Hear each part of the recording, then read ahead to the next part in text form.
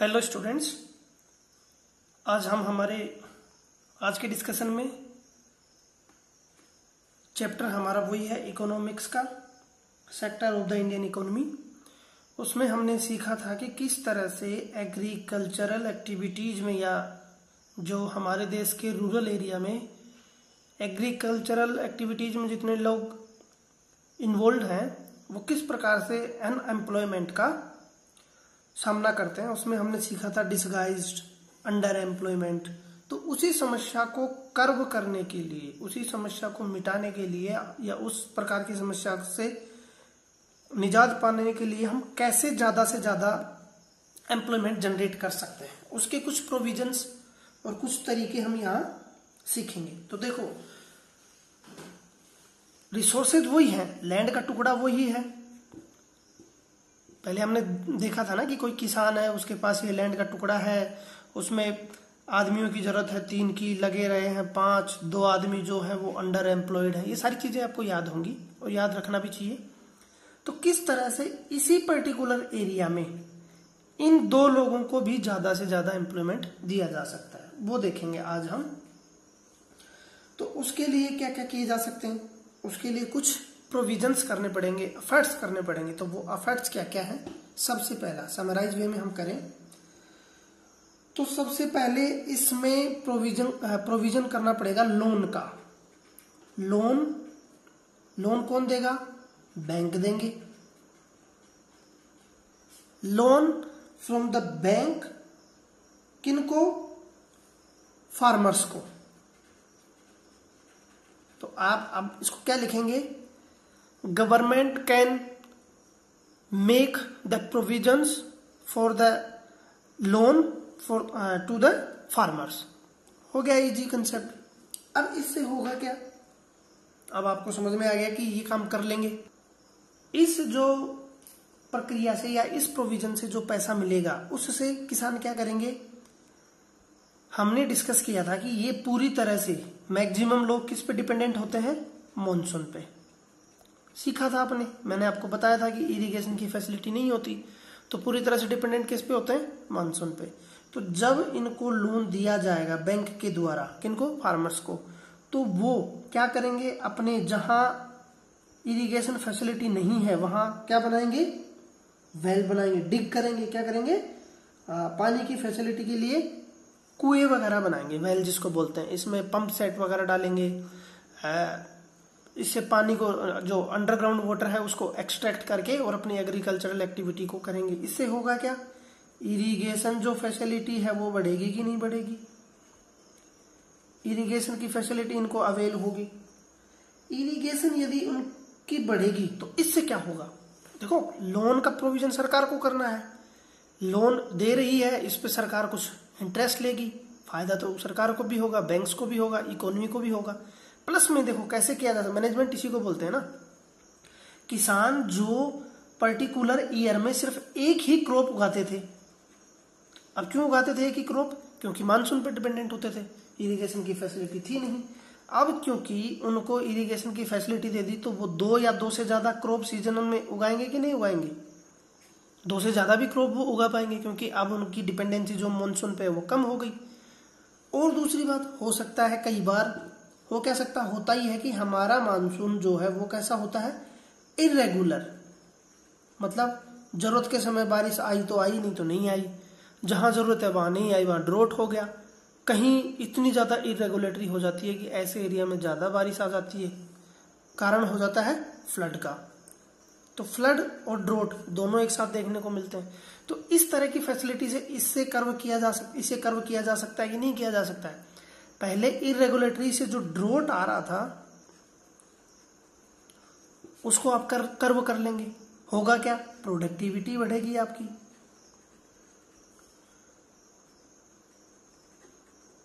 जब productivity increase होगी तो उस पर्टिकुलर फैमिली, जो कि इसमें 5 लोग थे, उन सबको एम्प्लॉयमेंट मिलेगा कि नहीं मिलेगा? अब आप जरा सोचिए कैसे एम्प्लॉयमेंट मिलेगा। भैया पहले आप मॉनसून पर डिपेंडेंट थे, तो बाकी समय में सीजनल में आप आराम करते थे, तो आपकी जो इनकम है, एक ईयर में जो परिवार की इनकम है वो तो कम थी।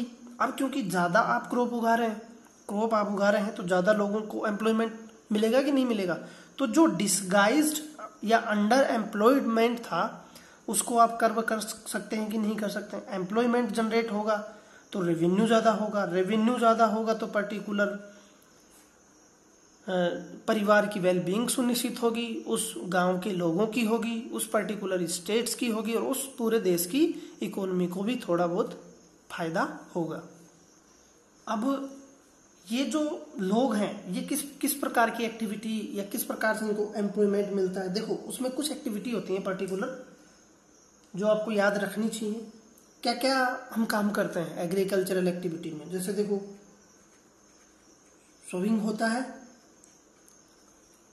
उसके बाद में इरिगेशन यानी वाटरिंग करोगे आप, तो इसमें भी आदमी चाहिए कि नहीं चाहिए, और ज़्यादा आपके पास वाटर अवेलेबल है तो आप ज़्यादा ही इस प्रकार की एक्टिविटी करेंगे।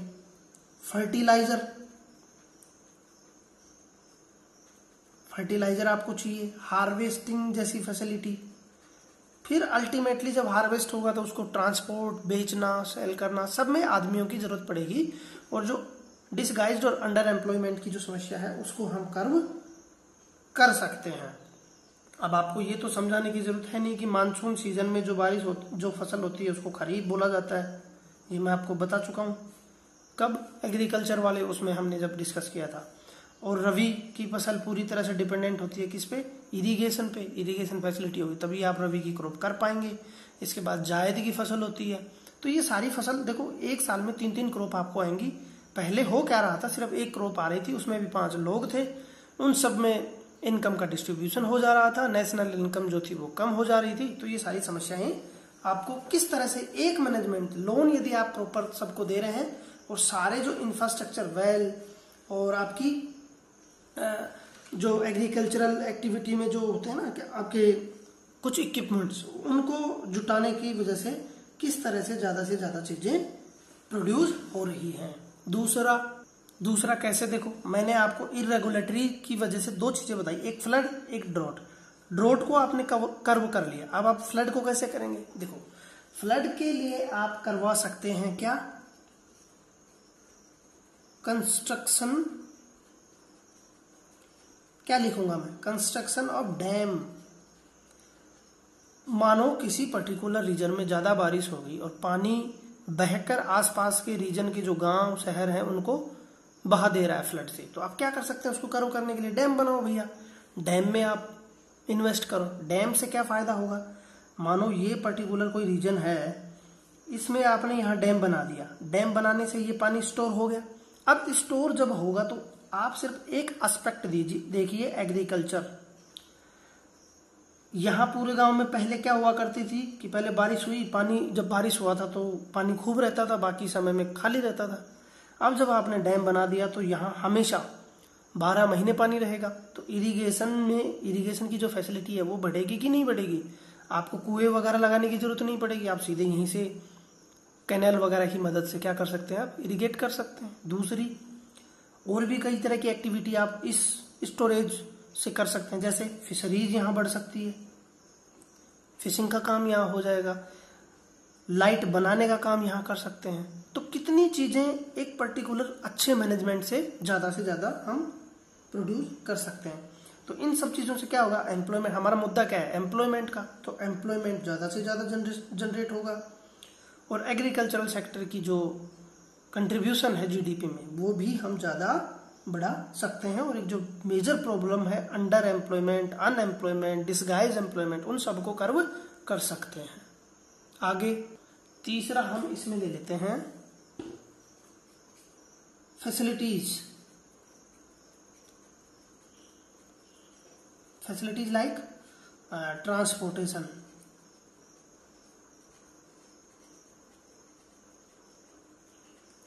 और स्टोरेज। देखो इससे क्या होगा, जब आपने अपना प्रोडक्शन लेवल बढ़ा दिया, माना ये जो किसान था इसके सभी परिवार के सदस्यों को एम्प्लॉयमेंट मिल गया और इसने अपनी प्रोडक्टिविटी भी बढ़ा दी। प्रोडक्टिविटी का मतलब क्या हो गया कि आपका प्रोडक्शन बहुत ज्यादा हो गया, प्रोडक्शन आपने ज्यादा कर लिया।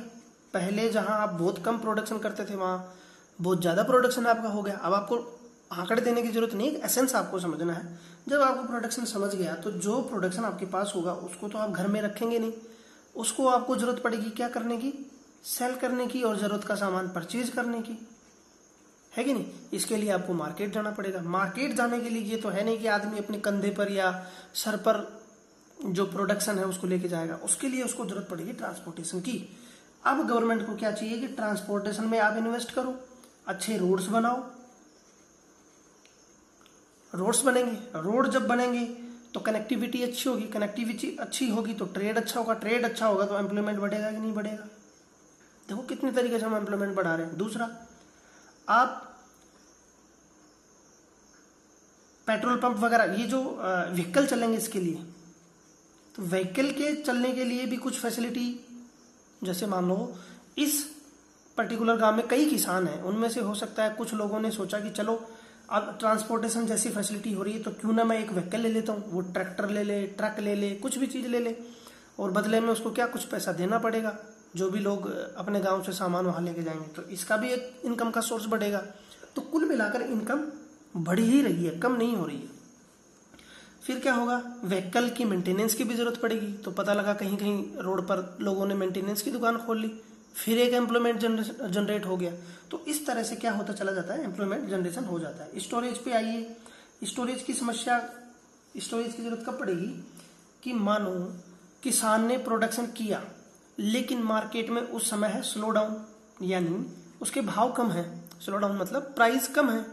अब प्राइस कम है तो किसान चाहता है कि मैं इनको बेचूं नहीं, तो गवर्नमेंट क्या कर सकती है, इसको कुछ एमएसपी, मिनिमम सपोर्ट प्राइस पे क्या कर सकती है, ले सकती है, उनको स्टोरेज कर सकती है। एक स्टोरेज तो ये हो गया, जैसा कि करते हैं फूड सिक्योरिटी इंश्योर करने में, कैसे, एफसीआई से।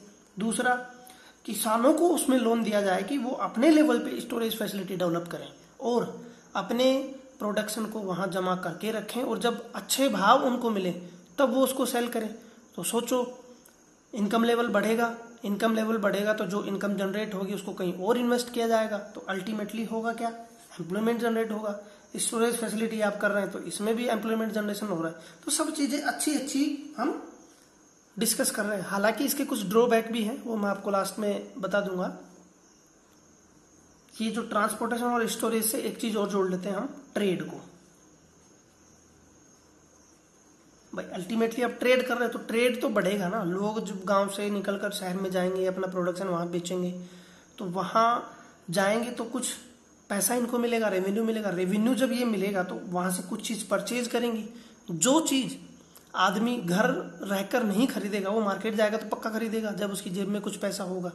तो इस तरह से इकोनॉमी की पूरी साइकिल चल पड़ती है। इकोनॉमी में ट्रेड एक्टिविटी होंगी, मतलब ये जब जाएंगे तो ये अपना कुछ बेचेंगे तो कुछ और भी तो वहाँ स्मॉल दुकान होती हैं, उनसे ये सामान खरीदेंगे तो उनका भी घर चलेगा, फिर ये पैसा कहीं और इन्फ्यूज होगा। इस वजह से पूरी जो साइकिल है वो चल पड़ती है और इकोनॉमी क्या होती है, अच्छी जगह हो जाती है। तो ये होते हैं हमारे लॉन्ग टर्म, बड़े पैमाने पर, यानी इसका जो इम्पैक्ट होता है ये बड़े पैमाने पर होता है, बहुत दिनों बाद भी इसका इम्पैक्ट दिखाई दिया जाता है। तो देखो किस तरह से हमने डिस्कस किया।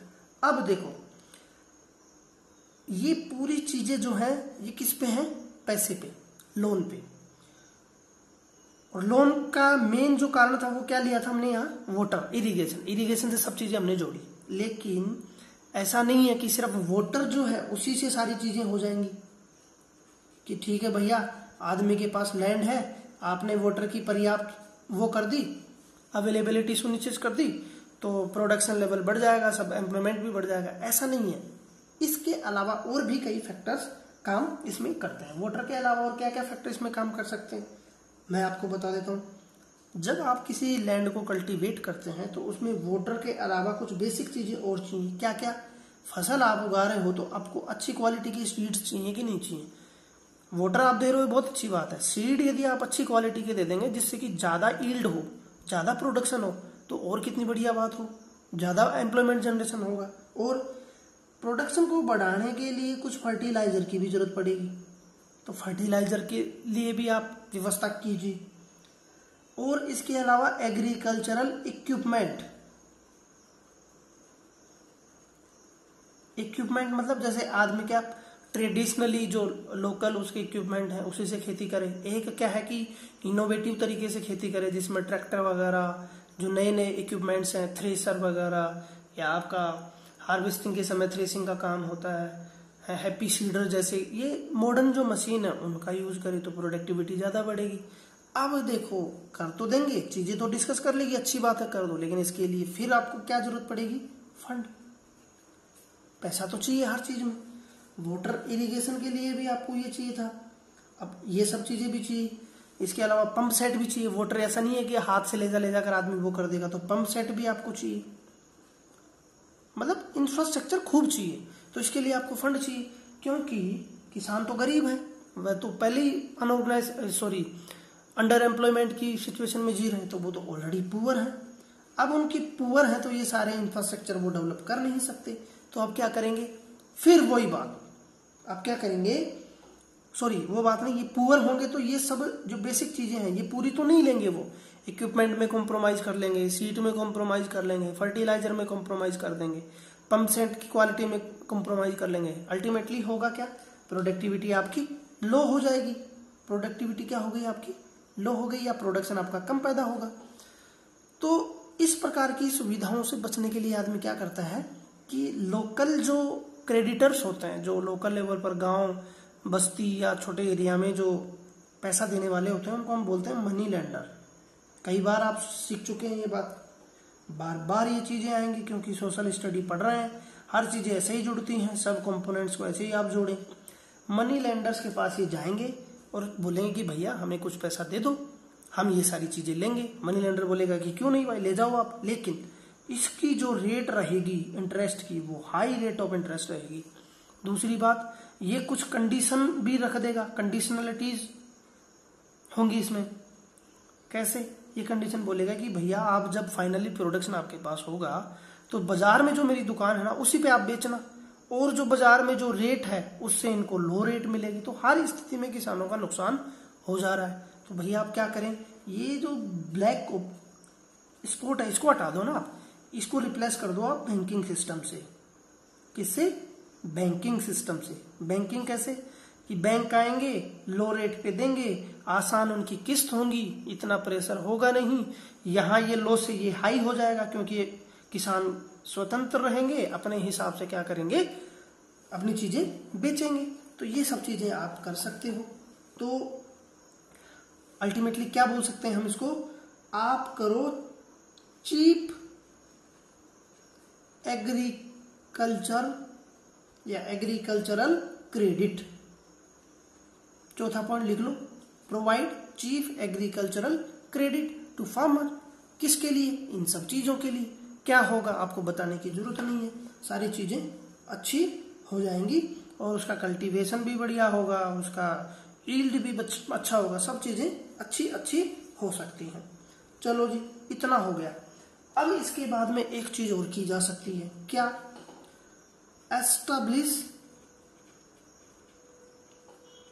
Establishment of industry. देखो कैसे एम्बिशंस बढ़ती जा रही है ना, कैसे हम बढ़ा सकते हैं। मैनेजमेंट का ही तो खेल है, आप भी अपनी प्रोफिशिएंसी जो है वो बढ़ा सकते हैं। अच्छा यदि आप अपना टाइम टेबल रखें पढ़ने का, खेलने का, खाने का, तो आप भी प्रोडक्टिव होंगे और अच्छी यील्ड आप देंगे सोसाइटी को। सोसाइटी के डेवलपमेंट में आप भागीदार बन सकते हैं, लेकिन करना आपको ही पड़ेगा मैनेजमेंट। चलो फिलहाल हम मैनेजमेंट यहाँ क्या सीख रहे हैं? इकोनॉमी का। तो इसमें क्या करेंगे आप? Establish of industry. हमारी कंट्री में ट्रेंड क्या है कि जो छोटी मोटी इंडस्ट्री हैं, चाहे वो मैन्युफैक्चरिंग इंडस्ट्री हो या वैसे कोई बड़े बड़े सामान, गुड्स और सर्विसेज को जो प्रोड्यूस करती हैं वो इंडस्ट्री हो, उनका कंसंट्रेशन आपको मिलेगा अर्बन एरिया में। कहाँ मिलेगा? फैक्ट्री एरिया कहाँ मिलते हैं? अर्बन एरिया में। तो भैया आप इस अर्बन एरिया से इनको शिफ्ट करो सेमी रूरल एरिया में। अब सेमी रूरल क्यों बोला? कि ऐसा भी नहीं है कि आप ले जाकर किसी ढाणी में, छोटे छोटे जहां 5-7 ढाणी, मतलब एक ग्रुप ऑफ फैमिली जहां रहे वहां ले जाकर आप वो लगा दें। सेमी रूरल एरिया मतलब जहां एक एरिया हो, यहाँ गांव है, यहाँ गांव है, यहाँ गांव है, यहाँ गांव, इसके बीच में एस्टेब्लिश कर दो, तो ये सेमी रूरल एरिया हो गया। इससे क्या होगा कि ट्रांसपोर्टेशन कॉस्ट जो है वो आपकी कम हो जाएगी, प्लस में जो यहाँ से माल प्रोड्यूस होगा उसकी भी खपत यहाँ हो जाएगी, वो भी कंज्यूम हो जाएगा, क्योंकि यहाँ कंज्यूमर्स हैं। ज़्यादातर पॉपुलेशन कहाँ रहती है? रूरल एरिया में। ज़्यादा माल कहाँ खपत होता है? रूरल एरिया में। तो कुछ फैक्ट्री जो है उनको आप क्या करें? आइडेंटिफाई करें कि किस किस पर्टिकुलर उसको आप ले जाओगे। अब ऐसा नहीं है, आइडेंटिफाई का मतलब ये हो गया कि उन्हीं इंडस्ट्री को आपको लेके जाना है जो कि या जिनका कि रॉ मटेरियल पूरी तरह से एग्रीकल्चरल प्रोड्यूस है। समझ में आ गया वो आपको? तो एग्रीकल्चरल प्रोड्यूस जिनका रॉ मटेरियल है उनको आइडेंटिफाई करो, उनको लोकेट करो और उनको एस्टैब्लिश करो और उनकी सर्विस ज़्यादा से ज़्यादा बढ़ाओ। फायदे क्या होंगे आपको बताने की जरूरत ही नहीं है। एग्जाम्पल हम कुछ डिस्कस कर लेते हैं। जैसे किसी पर्टिकुलर एरिया में दाल बहुत पैदा हो रही है, या आप ये मान लो वीट बहुत पैदा हो रही है, तो आप वीट प्रोसेसिंग जो इंडस्ट्री है उनको लगा दो गांव के पास। दाल से क्या करेंगे आप? दाल ज्यादा हो रही है तो दाल मिल लगा दो। शुगर केन हो रहा था, शुगर मिल लगा दो। अब शुगर केन जो पैदा हो रहा है गांव में, इंडस्ट्री है। अर्बन एरिया में ट्रांसपोर्टेशन का, वहां प्रोडक्शन होगा, फिर वहां से तो देखो ट्रांसपोर्टेशन डबल हो जाता है ना, जाएगा फिर सर्विस आएंगी, तो डबल ट्रांसपोर्टेशन कॉस्ट।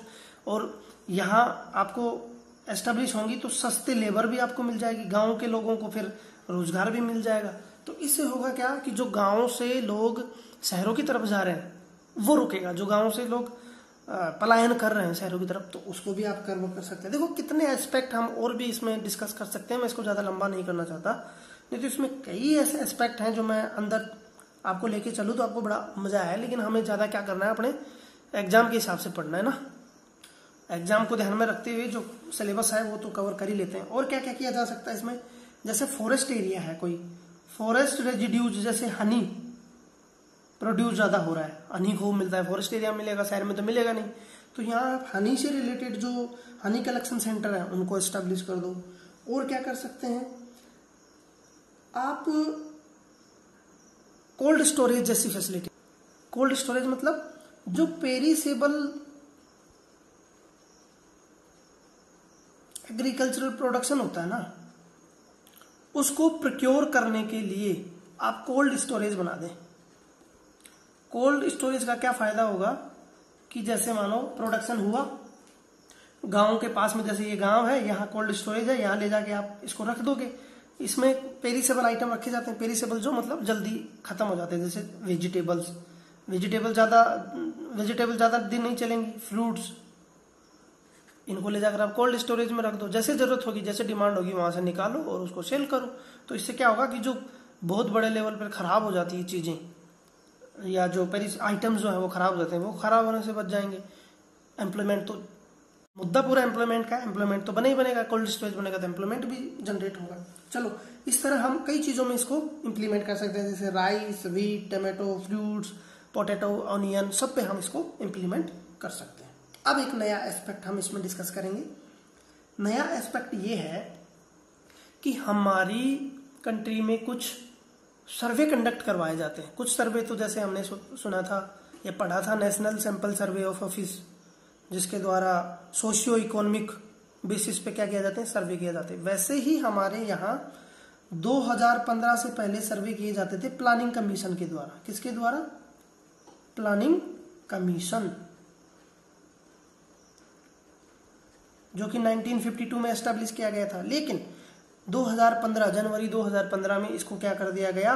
रिप्लेस कर दिया गया, या फिर ये बोलो कि इसको अबोलिश कर दिया गया, और इसकी जगह एक नया संगठन बना, नीति आयोग।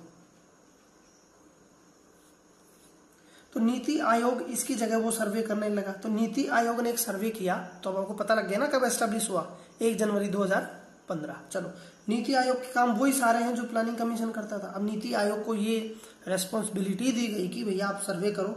तो इसने सर्वे करना है, सर्वे करके ये कुछ डाटा रिलीज करते हैं पब्लिक डोमेन में या सरकार के पास रखते हैं। उन डाटा से ये पता लगता है कि हमारे यहाँ या हमारी सोसाइटी में चाइल्ड लेबर जो है वो बहुत ज्यादा प्रिवेल कर रही है। चाइल्ड लेबर से मतलब 14 ईयर से पहले के बच्चे यदि कहीं काम करते हैं, किसी प्रकार की इकोनॉमिक एक्टिविटी में इन्वॉल्व हैं, तो वो चाइल्ड लेबर है। वैसे तो चाइल्ड लेबर पूरी तरह से हमारे यहाँ बैन है, आर्टिकल 23, 24। सिविक्स भी यहाँ मैंने जोड़ दी क्योंकि सोशल साइंस है ना, सबको लेके चलना पड़ेगा। तो चलो आर्टिकल 3 हालांकि हमारे यहाँ ये बैंड है क्या पूरे कंसर्न मैंने आपको बता दी। तो नीति आयोग का ये बोलना है कि ये जो लोग इसमें इन्वॉल्व है चाइल्ड लेबर में, चाइल्ड लेबर कहाँ करेंगे, किसी फैक्ट्री में, किसी दुकान में, तो ऐसी जो ट्रेड रिलेटेड एक्टिविटी है वहाँ चोरी छिपे काम करते हैं और जो कॉरपोरेट्स छोटे छोटे लोग जो वो उनसे करवाते हैं। तो क्या बोला है नीति आयोग ने? नीति आयोग ने ये परसेप्शन किया कि यदि इन लोगों को, चाइल्ड लेबर को, यदि आपको एजुकेशन देना है, क्योंकि हमारे यहाँ राइट टू एजुकेशन है ना, राइट टू एजुकेशन आपको सबको अच्छे से मालूम होगा, राइट टू एजुकेशन के बारे में। RTE राइट टू एजुकेशन 2009 में इंप्लीमेंट हुआ, आया पहले था, 86 अमेंडमेंट किया था कॉन्स्टिट्यूशन में, सब चीजें आपको पता है। तो एजुकेशन यदि आप इनको प्रोवाइड करवाना चाहेंगे तो यहाँ हमारे कंट्री में 20 लाख जॉब जो है वो जनरेट कर सकते हैं। अब 20 लाख जनरेट जो मतलब आपको टीचर चाहिए, आपको और स्टाफ चाहिए, आपको एडमिनिस्ट्रेटिव स्टाफ भी चाहिए, टीचर भी चाहिए, तो ये सब चीजें आप कर सकते हैं। वहीं एजुकेशन के अलावा यदि आप हेल्थ पे फोकस करें, हेल्थ सुविधाओं को आप बढ़ाना चाहें, तो भी आप कितने ही एम्प्लॉयमेंट जनरेट कर सकते हैं।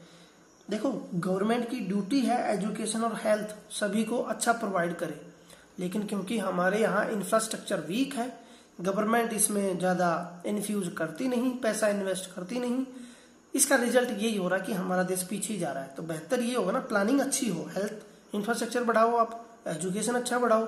यदि हमारे कंट्री में एजुकेशन अच्छी होगी, हेल्थ जैसी होगी, तो कोरोना जैसी बीमारी से भी तो हम लड़ सकते हैं।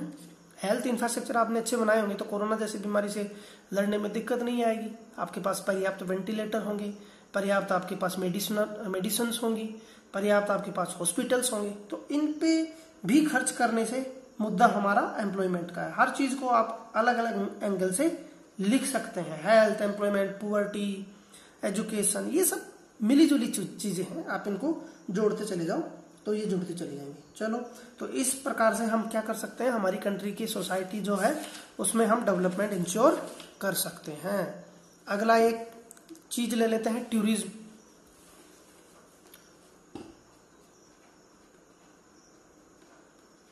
टूरिज्म सेक्टर में भी कुछ पैसा इन्वेस्ट कर या कुछ इन्वेस्टमेंट कर क्या किया जा सकता है, इसमें भी एम्प्लॉयमेंट को जनरेट किया जा सकता है और बड़ी भारी मात्रा में एम्प्लॉयमेंट जनरेट किया जा सकता है। इसके लिए क्या करना पड़ेगा आपको, टूरिज्म के लिए आपको ट्रांसपोर्टेशन फैसिलिटी बढ़िया करनी पड़ेगी कि नहीं पड़ेगी? तो ट्रांसपोर्ट में होंगे, होटल आपको लगानी पड़ेंगी, होटल डेवलप करनी पड़ेंगी, तो होटल से आपको एम्प्लॉयमेंट जनरेट होगा। इसके अलावा कुछ साइट्स होती हैं, नेचुरल साइट्स, उन पे डेवलपमेंट करना पड़ेगा, तो वहां भी रोजगार काफी पैदा हो जाएंगे। इसके अलावा IT सेक्टर एक उभरता हुआ सेक्टर है, आप लोगों को अच्छी स्किल दीजिए, और IT सेक्टर तो फ्यूचर की डिमांड है। क्या है फ्यूचर की मोस्ट, अब क्या बोलेंगे, बहुत ही जो ज्यादा जरूरतमंद चीज है वो है IT सेक्टर। तो इसमें भी लोग क्या कर सकते हैं, अपनी इनकम और अपने जो चीजें हैं वो बढ़ा सकते हैं। टूरिज्म आप बोल सकते हैं लोकल जो क्राफ्टिंग का काम है, हैंड क्राफ्ट वगैरह, रीजनल क्राफ्ट इंडस्ट्री, उसको भी आप बढ़ा सकते हैं। तो टूरिज्म सेक्टर भी इनोवेटिव आइडिया हो सकता है।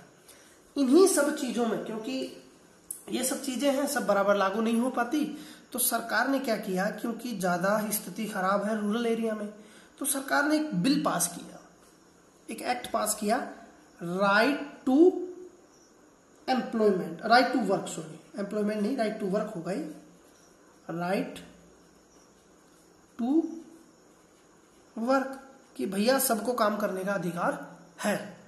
ऐसा नहीं है कि कोई काम मांगेगा आप मना कर देंगे, राइट टू वर्क है सबके पास, राइट टू एजुकेशन है, राइट टू इंफॉर्मेशन है, दुनिया भर के राइट है, राइट टू लाइफ है। तो राइट टू वर्क जब आया तो इसके तहत सरकार ने क्या किया, 2 फरवरी 2006 को एक फेमस एक्ट पार्लियामेंट ने पास किया, दैट इज नरेगा। नरेगा से आप सबको पता है, national rural employment guarantee act, full form नहीं लिख रहा मैं, आपको मैंने बता दिया, national rural employment guarantee act. इसके तहत क्या प्रोविजंस किए गए, देखो याद रखिएगा कब आया, 2006 में। किसके तहत आया, राइट टू वर्क के तहत। अब मनरेगा में, सॉरी मनरेगा नहीं, नरेगा में प्रोविजन क्या किए गए, प्रोविजन आपको बता देता हूं, क्योंकि ये पूरी तरह से डिपेंड किसके लिए था, रूरल एरिया के लिए, क्योंकि नाम में रूरल है, तो रूरल एरिया पे फोकस इसको करना था। अच्छी बात है, करो जी। रूरल एरिया में क्या प्रोविजन किया गया, इस नरेगा एक्ट के तहत काम वो किया गया कि कोई भी एडल्ट उस पर्टिकुलर गांव में या रीजन में जो कि काम करना चाहता है, उसको सरकार काम प्रोवाइड करेगी, यानी रोजगार प्रोवाइड करेगी। कितने दिन का, एक साल में मैक्सिमम 100 डेज, 100 दिन से ज्यादा नहीं कर सकते आप। 100 दिन की गारंटी दी गई कि 100 दिन का एम्प्लॉयमेंट जनरेट हम इसका आपको करेंगे। रेट जो होगी किसकी, पेमेंट की, वो तो इन्फ्लेशन के आधार पे बढ़ती रहती है, जैसे जैसे महंगाई होगी उस हिसाब से एडजस्ट होती चली जाएगी, तो उस पर तो क्या ही डिस्कस करना। लेकिन ये है कि 100 दिन का आपको रोजगार देना ही देना है। इसको बोला गया था नरेगा एक्ट 2005, याद रखिएगा, और फरवरी 2006 में ये पास हुआ, लागू हुआ था। फरवरी 2006 में, 2005 में एक्ट पार्लियामेंट में बना था। 100 दिन का आपको वो दे रहा है। रेस्पॉन्सिबल जो एजेंसी है जो इसको लागू करेंगी इस एक्ट को, that is Gram Panchayat. Grass root level पे इसको लागू किया गया है। अब इसमें पंचायत अलग अलग तरीके से, जैसे जॉब कार्ड्स बनते हैं, इतना डीपली हम नहीं जाएंगे, सभी को इसमें क्या किया जाएगा, काम दिया जाएगा। अब इससे फायदा क्या होगा, सॉरी उससे एक चीज और, यदि 100 दिन का एम्प्लॉयमेंट देने में सरकार या सरकार की कोई एंटिटी अनसक्सेसफुल या असफल रहती है, तो उसको मिलेगा अनएम्प्लॉयमेंट, सॉरी इससे लिखता हूं ना, अनएम्प्लॉयमेंट अलाउंस। भैया गारंटी दी है ना, गारंटी यदि पूरी नहीं होगी तो जाहिर सी बात है 100 दिन की गारंटी पूरी नहीं होगी तो सरकार जो है वो अनएम्प्लॉयमेंट अलाउंसेज उसको देगी कि भैया ठीक है आपको हम 100 दिन का अलाउंस देंगे यदि हमने आपको वर्क नहीं दिया। अब इस नरेगा के तहत हुआ क्या, 2009 में इसका नाम चेंज कर दिया गया।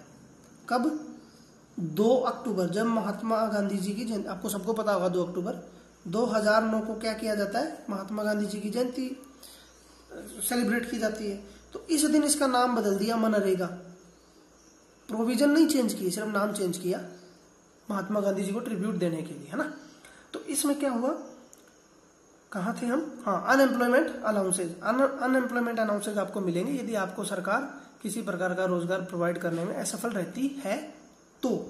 अब भैया इसमें काम कैसे करवाएंगे आप, इसमें ये उद्देश्य है, ये मोटिव है, कंपलसरी नहीं है, मैंने मोटिव बताया। इस मोटिव के साथ ये एक्ट लाया गया था कि जो ये लोग काम करेंगे ना 100 दिन का ग्राम पंचायत के तहत, इनमें इस प्रकार के काम करेंगे जिससे कि जो वो काम करें उससे फ्यूचर में कुछ फायदा सोसाइटी को हो, जैसे डैम की खुदाई करना, रोड्स का निर्माण करना।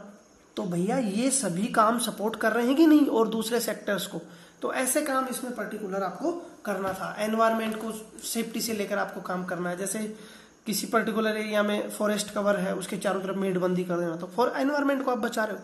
तो ऐसे प्रोडक्टिव काम इसमें करना है।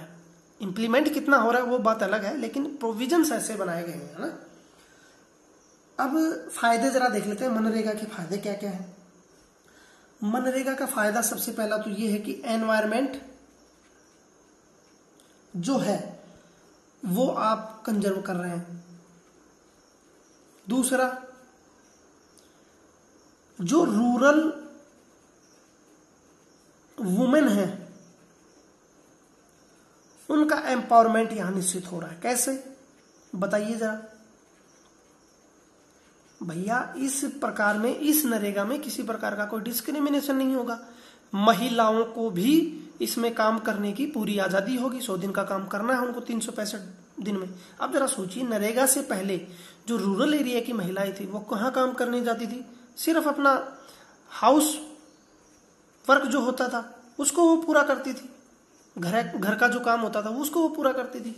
तो इसको हम इकोनॉमी में कंसीडर नहीं करते थे। लोग क्या होते हैं, जो मेन कम्युनिटी क्या करती है कि बाहर अर्बन एरिया में जाकर किसी फैक्ट्री वगैरह में या किसी और प्रकार की एक्टिविटी में इन्वॉल्व होकर अपना पैसा कमाती थी, लेकिन महिलाएं पूरी तरह से घर पे डिपेंडेंट होती थी। तो महिलाओं को एम्पावरमेंट हुआ कि नहीं हुआ। तीसरा, रूरल अर्बन माइग्रेशन जो होता है वो रुक जाएगा। जब आपको गांव में ही सब फैसिलिटी मिली तो क्यों जाएंगे आप अर्बन एरिया में, आपको सब चीजें। ये है एक कंसेप्ट था पूरा एपीजे अब्दुल कलाम का था, provide urban facility in a rural area, provide urban facility in a rural area. इसका मतलब ये हुआ कि यदि आपको रूरल अर्बन माइग्रेशन रोकना है तो आप इसको भी इम्प्लीमेंट कर सकते हैं। तो भैया ये कुछ चीजें हमने इसमें डिस्कस की। अब मैं आपको डिसएडवांटेज भी उसके बताऊं कि नहीं बताऊं, चलो मैं इसको आपको बताना पड़ेगा। इतनी चीजें हमने डिस्कस की, इसका पर्टिकुलर प्रभाव जो इम्पैक्ट पड़ेगा, एडवर्स इम्पैक्ट, वो पड़ेगा एनवायरमेंट पर। कैसे, आप ज्यादा से ज्यादा देखो, हम वापस आ गए, ध्यान रखना। वैसे आपके एक कंस्ट्रक्टिव सोच डेवलप हो, इसलिए मैं आपको ये बता रहा हूँ। जब आप अंडरग्राउंड वाटर ज्यादा एक्सट्रैक्ट करेंगे तो इकोलॉजी एनवायरमेंट तो प्रभावित होगा। वहीं एग्रीकल्चरल एक्टिविटी आप बढ़ा रहे हैं तो फॉरेस्ट कवर को ज्यादा काटेंगे, लैंड ज्यादा चाहिए तो इकोलॉजी वैसे इम्पैक्ट होगी। तो ये कुछ इसके नेगेटिव इम्पैक्ट है, और भी इसकी लिस्ट सूची ज्यादा है, हम उसको कंसिडर ना करके सिलेबस पे ही ज्यादा फोकस करते हैं तो ज्यादा बेटर होगा। चलो आगे हम एक नया इंपोर्टेंट पोर्शन जो कि है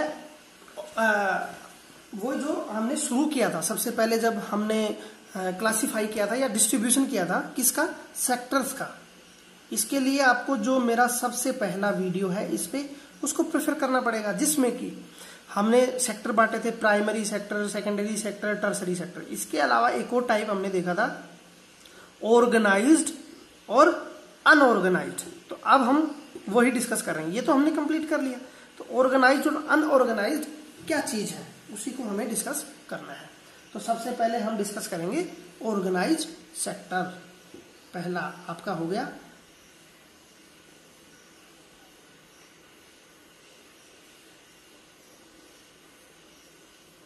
ऑर्गेनाइज्ड सेक्टर। देखो आप सभी अच्छे से, क्योंकि एक मैंने ब्रीफ तो इसका कई बार आपको दिया है, लेकिन आज यहां थोड़ा डिटेल्स में हम देख लेते हैं। ऑर्गेनाइज्ड सेक्टर जो है वो क्या होता है, ये आपका कंसेप्ट पूरा क्लियर हो जाएगा। आपके सिलेबस की बुक में बहुत अच्छा दे रखा है उसके बारे में।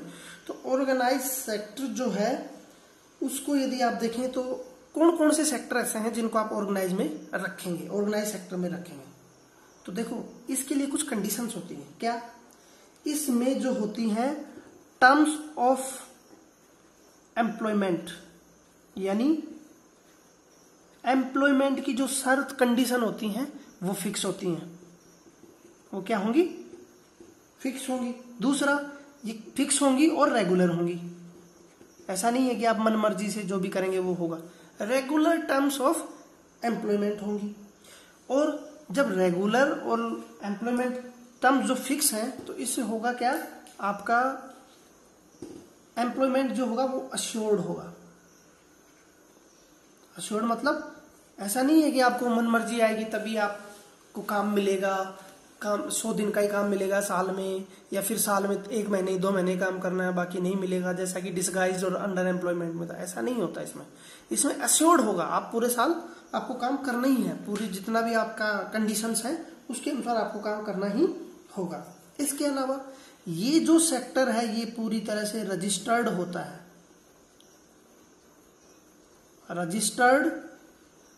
Registered with government. ये गवर्नमेंट के द्वारा क्या होते हैं, रिकॉग्नाइज्ड होते हैं। गवर्नमेंट इनको क्या करती है, रिकॉग्नाइज करते हैं। बदले में क्या होता है, इनको कुछ निश्चित रूल्स और रेगुलेशन जो गवर्नमेंट के होंगे, रूल्स एंड रेगुलेशन, उनको फॉलो करना है। भैया आप गवर्नमेंट एंटिटी है एक तरह से, जब गवर्नमेंट आपको रिकॉग्नाइज कर रही है तो गवर्नमेंट का नाम खराब होगा ना यदि आप कोई ऐसा वैसा काम करेंगे, लोगों को मन मर्जी से निकालेंगे और रखेंगे।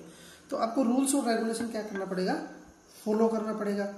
ये रूल और रेगुलेशन समय समय पर हमारी पार्लियामेंट क्या लॉ और विभिन्न प्रकार के एक्ट बनाकर क्या करती है, इंट्रोड्यूस करती रहती है। जैसे कुछ एक्ट आपको मैं बता दूं, एक मिनट पहले देता हूं ना। हाँ, कुछ एक्ट, जैसे कुछ एक्ट आप इसमें याद रख सकते हैं कि मिनिमम वेजेज एक्ट होगा, मिनिमम वेज एक्ट।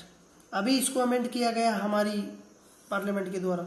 इसमें फिक्स रहता है कि आपको अर्बन एरिया में भैया इतने पैसे मिलेंगे, रूरल एरिया में इतने पैसे मिलेंगे, तो उससे कम पैसा ऑर्गेनाइज सेक्टर में कोई भी नहीं दे सकता, उससे नीचे। जैसे रूरल एरिया में फिक्स कर दिया कि आपको 175 रुपए पर डे मिलेंगे, तो इससे कम पर कोई भी काम नहीं करवा सकता। ये ऑर्गेनाइज सेक्टर की विशेषता होती है। अनऑर्गेनाइज सेक्टर में तो आदमी 50 रुपए 100 रुपए भी कम करेगा, लेकिन यहाँ ये फिक्स है। वहीं अर्बन एरिया में मानो 210 फिक्स कर दिया। एग्जांपल आपको मैं दे रहा हूँ, ये रूरल और ये अर्बन। हमेशा अर्बन एरिया की जो वेजेज है, लो वेज जो है वो मिनिमम वेज जो है वो ज्यादा रहेगी, लो नहीं मिनिमम वेज, और यहाँ कम रहेगी। क्यों? क्योंकि यहाँ इन्फ्लेशन ज्यादा होता है, यहाँ महंगाई ज्यादा होती है, कारण यही होता है। और इसके अलावा factory act 66, factory act, factory act में क्या होगा, कुछ लेबर कंडीशंस होंगी कि भैया आप इतने साल से कम बच्चों को आप, चाइल्ड लेबर पूरी तरह से प्रोहिबिट होगी। इसके अलावा वर्किंग जो कंडीशन है, वर्किंग एनवायरनमेंट है वो अच्छा होगा। इतने जो जॉब्स है वो वुमेन्स के लिए आपको रिजर्व रखनी है, वुमेन्स के लिए ये सब मैटरनिटी लीव वगैरह की सारी फैसिलिटी आपको प्रोवाइड करनी है। Shops establishment act, factory act, ये सब चीजें इसमें दी जाती हैं। तो ये कुछ एक्ट हैं जो पार्लियामेंट विभिन्न समय पर अलग अलग तरीके से लेके आती है। इसीलिए इसको क्या किया जाता है, फॉर्मल सेक्टर भी बोला जाता है। क्या बोला जाता है? Formal sector. अनफॉर्मल और फॉर्मल सेक्टर भी बोला जाता है, क्योंकि इसमें कुछ निश्चित प्रोसेस और प्रोसीजर को फॉलो किया जाता है ना।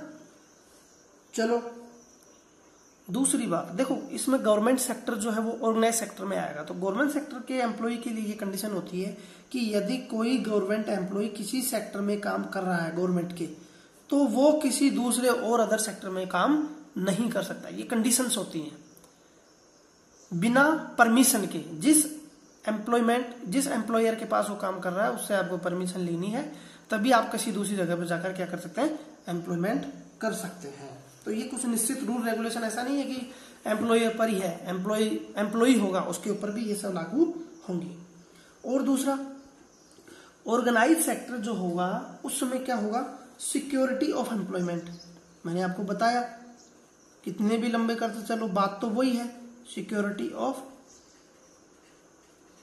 एम्प्लॉयमेंट। ये बात हम पहले भी कर चुके। अश्योर्ड मतलब आपको अश्योर किया गया है कि आपका एम्प्लॉयमेंट कैसा रहेगा, सिक्योर रहेगा। और दूसरी बात इंपॉर्टेंट चीज, इसमें फिक्स्ड आवर रहेंगे, working hour, fixed working hour.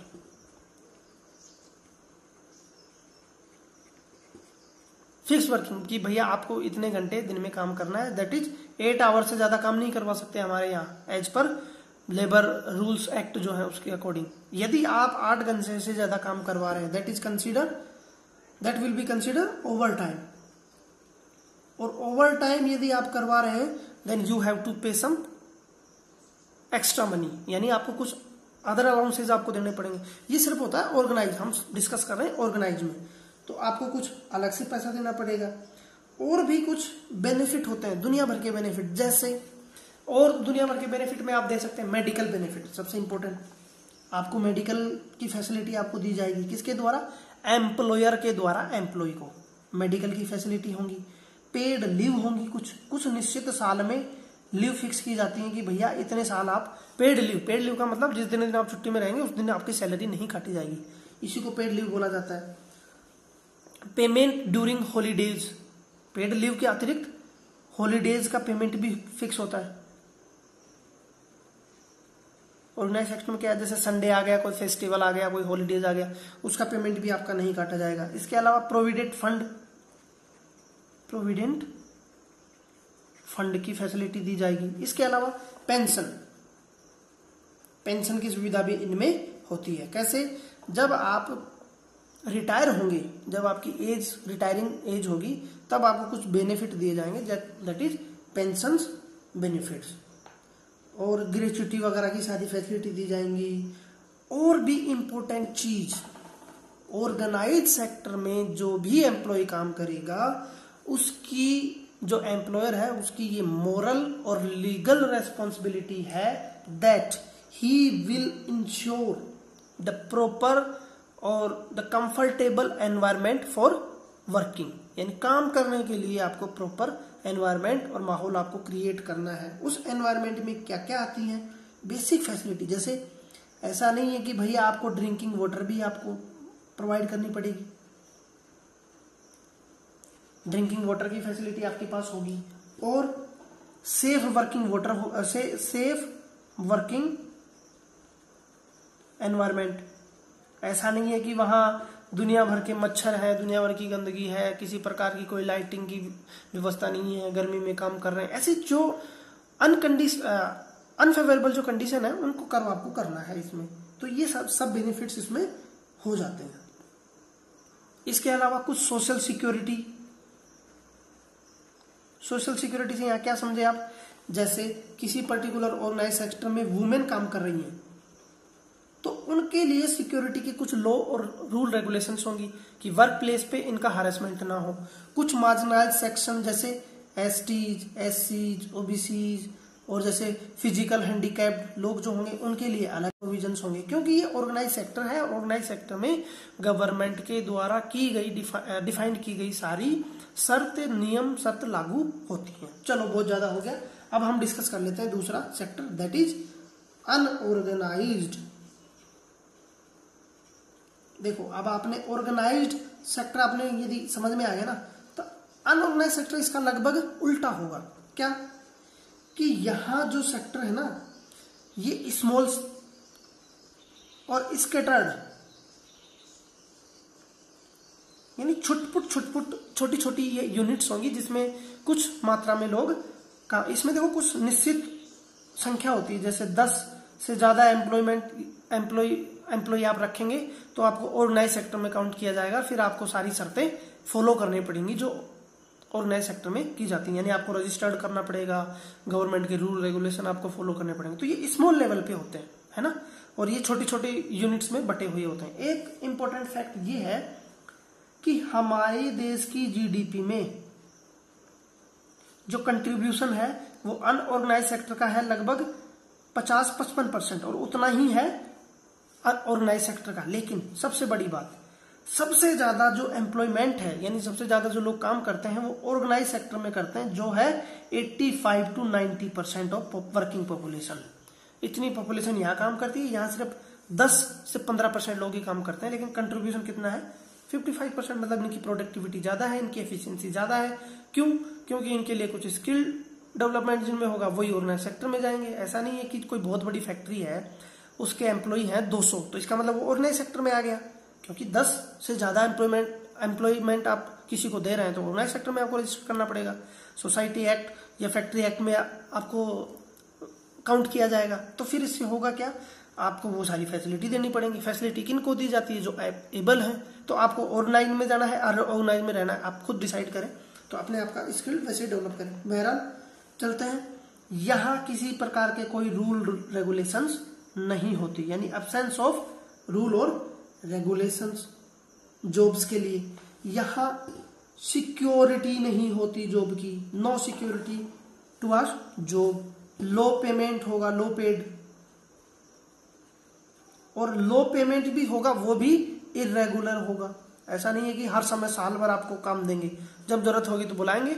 मतलब सीजनली भी ये चीजें यहाँ लागू नहीं होती। ये सारी व्यवस्थाएं जैसे कौन सी, पेड लीव, ये होनी चाहिए कि नहीं होनी चाहिए, यहाँ नहीं होती। हॉलीडेज की लीव जो है, हॉलीडेज का जो पेमेंट है वो भी काट लिया जाता है। और इसके अलावा आप बीमार हो गए, बीमार होने की वजह से आप नहीं आ पाए तो भी आपका पेमेंट काट लिया जाएगा। और भी कुछ सीजनल चीजें हैं, जैसे सीजन स्पेसिफिक कुछ इंडस्ट्री हैं जो छोटे मोटे काम करती हैं, उस समय तो आपको रखा जाएगा, अदरवाइज आपको क्या कर दिया जाएगा, पूरी तरह से फेंक दिया जाएगा। यानी ये पूरी तरह से सेक्टर जो है ये एम्प्लॉयर की विम्स एंड फेंस पे काम करता है, पूरी उनकी इच्छाओं पे डिपेंड करता है। इसमें जो गवर्नमेंट रूल रेगुलेशंस हैं वो पूरी तरह से एब्सेंस होते हैं।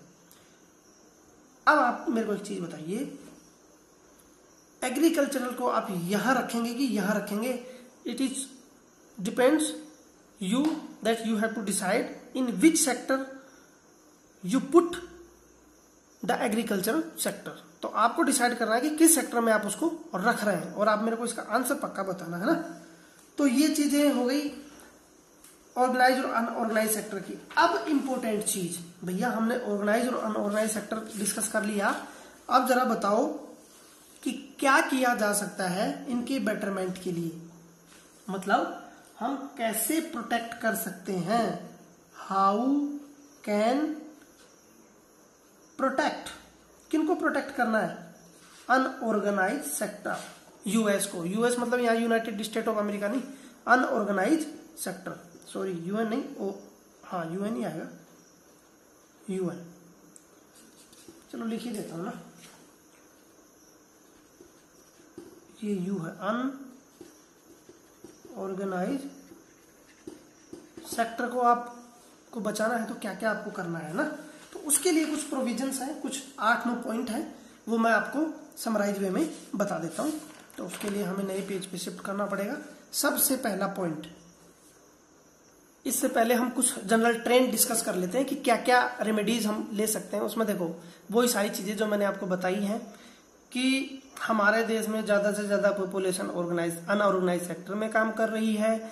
अनऑर्गेनाइज सेक्टरों की संख्या इतनी ज्यादा क्यों है, इसके पीछे कारण ये है क्योंकि यदि कोई भी फर्म या कोई भी कंपनी अपने आप को ऑर्गेनाइज सेक्टर में काउंट करवाती है या रजिस्टर्ड करवाती है तो उसको गवर्नमेंट के कुछ बेसिक रूल्स और रेगुलेशन फॉलो करने होते हैं।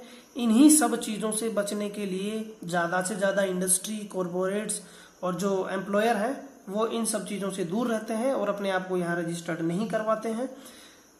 रियल में यदि देखे जाएं तो वो 10 से कई ज्यादा लोग भी अपने यहाँ एम्प्लॉयमेंट के तौर पर रखते हैं, लेकिन वो उनको निश्चित पेमेंट नहीं देते जो कि सरकार के द्वारा समय समय पर निर्धारित की जाती हैं, और अलग फैसिलिटी जैसे पेमेंट लीव, मेडिकल, ये सारी फैसिलिटी उनको प्रोवाइड नहीं करती हैं। तो मजबूरी में होकर क्या हो जाता है कि लोगों को वहां एम्प्लॉयमेंट तो मिलता नहीं ऑर्गेनाइज में, तो वो कहाँ चले जाते हैं, अनऑर्गेनाइज सेक्टर में। तो उनके प्रोटेक्शंस के लिए कुछ सजेशंस मैं आपको बताऊं कि क्या क्या हमें हमारे द्वारा किया जा सकता है। इसके बाद में एक जनरल ट्रेंड हम थोड़ा सा लास्ट में ओवरव्यू ले लेंगे। सबसे पहला कि अनऑर्गेनाइज्ड हो या ऑर्गेनाइज्ड हो, फिक्स मिनिमम वेज का कंसेप्ट ले लो आप। गवर्नमेंट को चाहिए कि भैया फिक्स मिनिमम वेज जो है वो होंगी, इससे कम आप नहीं दे सकते। इससे क्या होगा, लोगों की जो इनकम लेवल है उसमें सुधार होगा, ऐसा नहीं है उनका एक्सप्लॉयटेशन नहीं किया जा सकता। दूसरा, प्रोवाइड चीफ लोन, किनको, जो सेल्फ एम्प्लॉयड लोग हैं उनको। सरकार को चाहिए कि जो सेल्फ एम्प्लॉयड लोग हैं, जो अपने घर पे कुछ इकोनॉमिक एक्टिविटी करनी चाहते हैं, उनको चीफ आसान शर्तों पर सस्ता और लंबी टर्म पर उनको क्या मिले, लोन मिले। इससे कैसे फायदा होगा, आपके दिमाग में सवाल उठ रहा होगा। तो इसका देखो ये होगा, एक मिनट, हाँ, इससे ये होगा कि यदि लोगों को प्रॉपर पैसा मिलेगा एम्प्लॉयमेंट एस्टेब्लिश करने के लिए, तो वो जाएंगे नहीं इंडस्ट्री की तरफ, और इंडस्ट्री के पास शॉर्टेज आएगी किसकी, लेबर की। तो जाहिर सी बात है डिमांड और सप्लाई का कंसेप्ट लागू होगा। डिमांड यदि बढ़ेगी और सप्लाई कम है तो कीमत उसकी बढ़ जाएगी, तो ज्यादा पैसा उसको देना पड़ेगा। तीसरी बात, आपको करना पड़ेगा कि जो बेसिक चीजें हैं, बेसिक फैसिलिटी मतलब देखो मैं लिख देता हूं यहां, चीफ एंड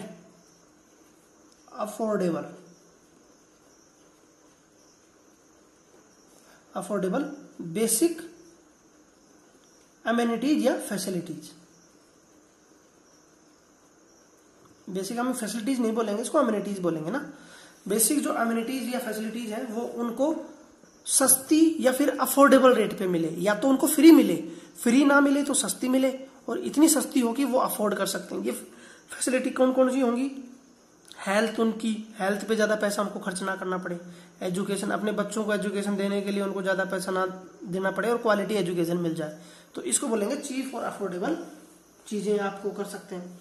और कि क्या किए जा सकते हैं कि गवर्नमेंट कुछ नियम बना सकती है, कुछ लॉ बना सकती है, कैन मेक या frame the law to ensure overtime paid और सिकनेस जैसी लीव के लिए। मतलब इससे क्या क्या समझे आप कि गवर्नमेंट ऐसे नियम बना सकती है कि ऑर्गेनाइज सेक्टर हो या अनऑर्गेनाइज सेक्टर हो, उसमें यदि 8 घंटे से ज्यादा कोई काम करेगा तो उसको ओवर टाइम फैसिलिटी मिलेगी, पेड लीव होंगी, सिकनेस यानी मेडिकल फैसिलिटी जैसी भी चीजें उनको दिए जा सकते हैं। और सबसे इंपॉर्टेंट चीजें और भी आप इसमें जो सकते हैं, जैसे क्रिएशन ऑफ मोर एम्प्लॉयमेंट। अब ज्यादा गवर्नमेंट एम्प्लॉयमेंट है वो ज्यादा जनरेट करो, गवर्नमेंट एम्प्लॉयमेंट है वो ज्यादा करो। इसके अलावा छोटा जॉब्स में रिजर्वेशन की पॉलिसी लाई जा सकती है। आप इंडस्ट्री वालों को बोल सकते हैं कि इतने 1/3 जो जॉब्स है वो वुमेन्स के लिए होंगे, कुछ मार्जिनलाइज सेक्शन के लिए जॉब निर्धारित होंगे, तो एक्सप्लॉयटेशन जो है वो नहीं हो पाएगा। अनएम्प्लॉयमेंट अलाउंसेस दिए जा सकते हैं। प्रोटेक्शन ऑफ लेबर से रिलेटेड लॉ आप एनेक्ट कर सकते हैं, बना सकते हैं। तो ये कुछ बेसिक चीजें हैं जो आप क्या कर सकते हैं, सोसाइटी में इंट्रोड्यूस कर सकते हैं या पब्लिक डोमेन में ला सकते हैं। ये सारे काम करेगी कौन? सरकार की ड्यूटी है, ये है ना। अब कुछ जनरल ट्रेंड में हम देखेंगे दो में, रूरल और अर्बन, दोनों इलाकों में अलग अलग तरह की समस्याओं का सामना लोगों के द्वारा किया जाता है। रूरल एरिया में क्या होता है, सबसे बड़ी समस्या होती है लैंडलेस जो लेबरर होते हैं, जिनके पास जमीन नहीं है, भूमिहीन श्रमिक, उनकी समस्या होती है कि उनके पास जमीन नहीं होती, या फिर स्मॉल फार्मर होंगे या मार्जिनल फार्मर होंगे या मीडियम फार्मर होंगे। लार्ज जो फार्मर हैं वो तो बहुत कम है, 80% से ज्यादा लोग तो क्या है, स्मॉल या मार्जिनल फार्मर है। 20% में से भी 10% लोग जो क्या है मीडियम फार्मर है। सिर्फ 5% लोग ही क्या है लार्ज फार्मर है। आपको लार्ज, मीडियम और स्मॉल फार्मर की बात तो पता होगी। 1 हेक्टर, 2 हेक्टर, 5 हेक्टर और 10 हेक्टर से ज्यादा को कंसिडर करते हैं। 1 हेक्टर से कम आप मार्जिनल, 2 से स्मॉल, 5 तक मीडियम और 10 से ज्यादा होगी उसको बिग फार्मर या लार्ज फार्मर आप बोलते हैं। तो ज्यादा जो कंपोजिशन आप करेंगे इसका, तो ज्यादा जो लोग हैं वो मीडियम, स्मॉल और मार्जिनल फार्मर से होता है, तो उनकी प्रोडक्टिविटी या प्रोडक्शन लेवल कम होता है। या फिर ज्यादा जो तबका है वो क्या है, लैंडलेस। देखो यहाँ सोसाइटी का कंपोजिशन समझना पड़ेगा। मैं फिर से आपको बता देता हूँ। जैसे मानो ये कोई गांव है, इसमें क्या है कि ज्यादा से ज्यादा लोग तो ऐसे होंगे जिनके पास किसी प्रकार की जमीन है ही नहीं, ये तो हो गई लैंडलेस लेबर में। अब जिनके पास जो जमीन है उनको भी आप किस किस में बांटेंगे, स्मॉल, मार्जिनल, मीडियम और लार्ज। तो इसमें भी सबसे जो ज्यादा कंपोजिशन होगा वो होगा आपका, इतने में क्या आ जाएंगे आपके स्मॉल, मीडियम और मार्जिनल। ये सिर्फ इतना सा सेक्टर जो है ये बचेगा आपके का क्या, लार्ज, जो कि अच्छे से अपनी सारी काम करे। तो आप इसके लिए क्या कर सकते हैं, स्मॉल फार्मर जो है उनके लिए बेसिक जो फैसिलिटी जैसे सीड्स, फर्टिलाइजर्स, ये आप सब्सिडी रेट पे आप दे सकते हैं। तो इससे क्या इनका अपलिफ्टमेंट हो सकता है, ज्यादा रोजगारी जनरेट कर सकते हैं। अर्बन एरिया की हम बात करें तो अर्बन एरिया में ज्यादा लोग जो इन्वॉल्व है वो है स्मॉल, मीडियम एंटरप्राइजेस या स्मॉल लेवल की, जो स्मॉल स्केल की जो इंडस्ट्री है वहां वो होते हैं कैजुअल वर्कर। क्या होते हैं, कैजुअल वर्कर। तो आप इनके लिए क्या कर सकते हैं, क्या किया जा सकता है, गवर्नमेंट को इनको सपोर्ट करना है। सपोर्ट कैसे किया जा सकता है, आप ट्रेड और ट्रांसपोर्ट इनका ज्यादा सुनिश्चित करें, क्योंकि ये पूरा काम किस पे है, मैन्युफैक्चरिंग एक्टिविटी होती है, स्केल मैन्युफैक्चरिंग एक्टिविटी। तो उनके लिए ट्रेड की सुविधा आप उपलब्ध करवाओ। ट्रेड के लिए आप ट्रांसपोर्टेशन की सुविधा हो सकता है उनको, सस्ती कॉस्ट पे ट्रांसपोर्टेशन या गवर्नमेंट की तरफ से ट्रांसपोर्टेशन मिल जाए। ट्रांसपोर्टेशन मिलने से पहले जब ये स्मॉल स्केल की जो इंडस्ट्री होती है इनको लोन की व्यवस्था की जा सकती है, सस्ता और आसान शर्तों पर। लोन तो एक ऐसा पॉइंट है जिसको कहीं भी आप पुट कर सकते हैं, तो इसको आप कर सकते हैं जिससे स्मॉल स्केल की जो इंडस्ट्री है वो बढ़ सकती है। मतलब कुल मिलाकर गवर्नमेंट सपोर्ट इनको करना ही है ट्रांसपोर्ट ट्रेड में। इसके अलावा स्मॉल स्केल इंडस्ट्री जो है इनको कुछ रॉ मटेरियल आपको चाहिए, तो रॉ मटेरियल को प्रोक्योर करने में सरकार इनका सपोर्ट कर सकती है। इनको सब्सिडी दे सकती है हर प्रकार से, या इनको लोन प्रोवाइड करवाया जा सकता है। तो ये सारी चीजें इनको किया जा सकता है, जिनसे कि क्या किया जा सकता है, प्रोटेक्ट किया जा सकता है। इसके अलावा हम सोसाइटी के बारे में बात करें तो हमारी सोसाइटी के कंपोजिशन में सबसे ज्यादा जो एसटीज, एससीज, वुमेन, फिजिकल हैंडीकैप्ड लोग जो है ना, ये ज्यादा इन्वॉल्व है। फिजिकल हैंडीकैप्ड को छोड़ दो, बाकी ये जो सेक्शन है ना, जो मार्जिनल सेक्शन है या फिर जो डिसएडवांटेज या बैकवर्ड कम्युनिटी है, ये आदमी अनऑर्गेनाइज सेक्टर में ज्यादा पार्टिसिपेट करते हैं, ज्यादा एक्टिविटी करते हैं। तो सोशल डिस्क्रिमिनेशन भी इनके साथ होता है और यहाँ पर भी इनके साथ सोशल डिस्क्रिमिनेशन होता है।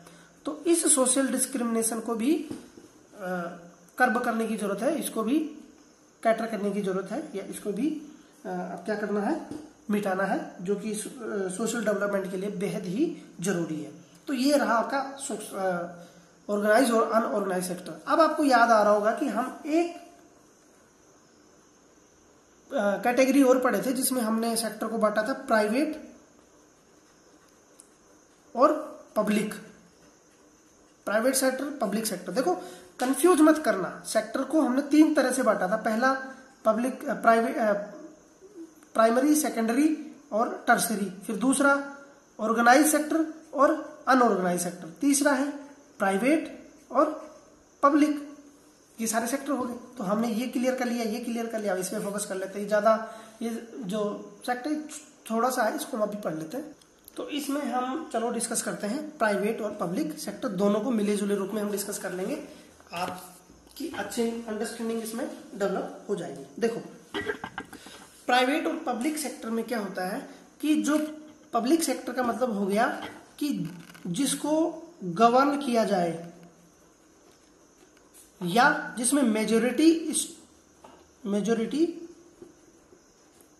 शेयर जो है किसी भी इंडस्ट्री में, किसी भी सेक्टर में मेजोरिटी शेयर यदि गवर्नमेंट के हैं, मेजोरिटी का मतलब मोर देन 50%, तो उसको हम बोलते हैं पब्लिक सेक्टर।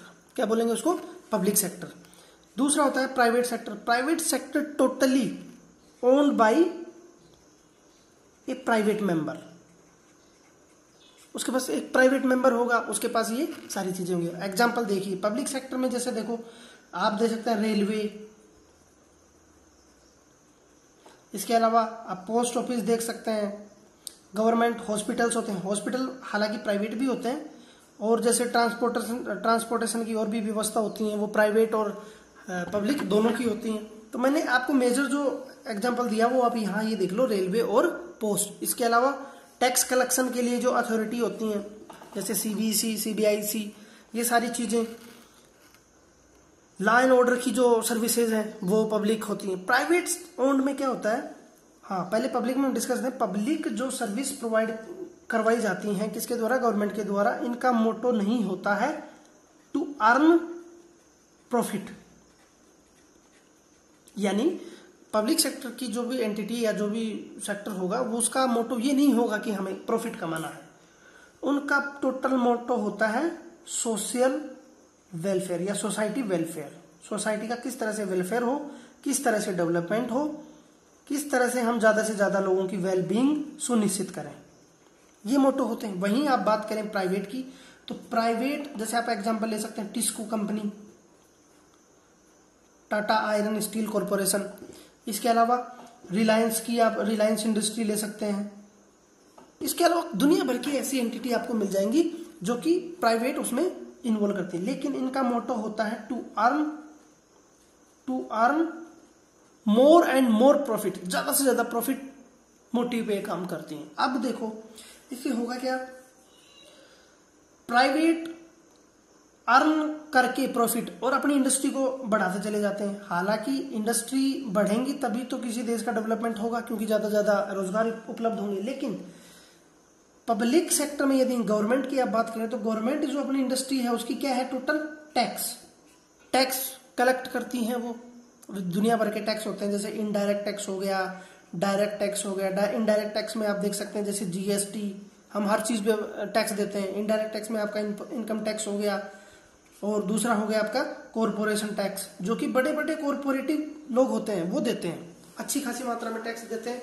इससे सरकार के पास टैक्स चला जाता है, उस टैक्स से ही सरकार ये सारे काम करती है, सोशल वेलफेयर, डेवलपमेंट और ये सब चीजें। कैसे आप एस्टेब्लिश की, जैसे पब्लिक को जरूरत है रोड्स की, तो क्या ये प्राइवेट वाले रोड्स बनाएंगे? नहीं बनाएंगे। प्राइवेट वाले रोड वहीं बनाएंगे जहां इनका जो मोटिव है या इनका जो इंटरेस्ट है, जहां सर्व हो रहा वहीं करेंगे ये। इसके अलावा ट्रांसपोर्टेशन की व्यवस्था, हॉस्पिटल्स, सरकारी हॉस्पिटल सरकार के द्वारा बनाए जाते हैं ताकि ज्यादा से ज्यादा लोगों को हॉस्पिटल जैसी सुविधाएं मिल सके। तो ये सारे काम किए जाते हैं पब्लिक सेक्टर के द्वारा यानी गवर्नमेंट के द्वारा, और इनका प्राइम मोटिव जो होता है वो होता है सोशल वेलफेयर। वहीं आप बात करें प्राइवेट सेक्टर की तो टोटल बेस करती है ये प्रॉफिट पे। और इसके अलावा ऐसा नहीं है कि गवर्नमेंट जो है वो सिर्फ फार्मर को ही